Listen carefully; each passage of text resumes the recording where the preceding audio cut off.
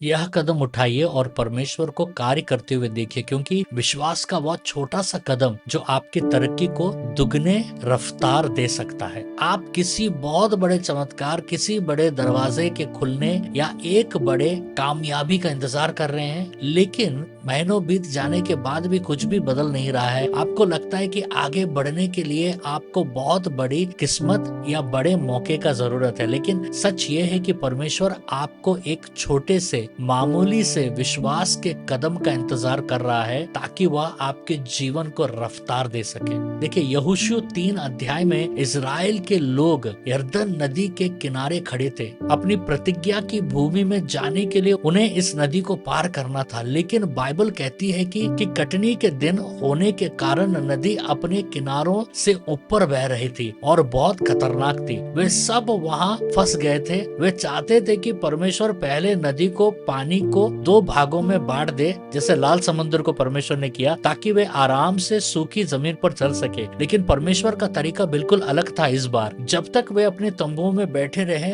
नदी का पानी नहीं हटा। यहोशू 3 का 5 to 16 में देखिए क्या हुआ। और जब संदूक के उठाने वाले यरदन पर पहुंचे और संदूक के उठाने वाले याजकों के पांव नदी के किनारे के जल से डूब गए, तब जो जल ऊपर से बहकर आता था वह बहुत दूर रुक गया। इस बात को गहराई से सोचिए। चमत्कार तब नहीं हुआ जब वे नदी को देख रहे थे। चमत्कार तब नहीं हुआ जब वे नदी के पास आकर खड़े हो गए। चमत्कार ठीक उस सेकंड हुआ जब उनके पैर पानी में डूबे। उनके उस छोटे से आज्ञाकारिता के कदम ने तुरंत अलौकिक सामर्थ के दरवाजों को खोल दिया। जैसे ही उनके पैर पानी को छुए, नदी मीलों दूर तक सूख गई। आपकी तरक्की इसलिए नहीं रुकी है कि परमेश्वर धीमा है, वह इसलिए रुकी है क्योंकि आप अपने पैर गीले करने से डर रहे हैं। तो उपाय क्या है? क्या आप परमेश्वर के वचन में और गहराई से बढ़ना चाहते हैं? तो आज ही जुड़िए डॉक्टर इफ्राहिम बाइबल स्कूल से।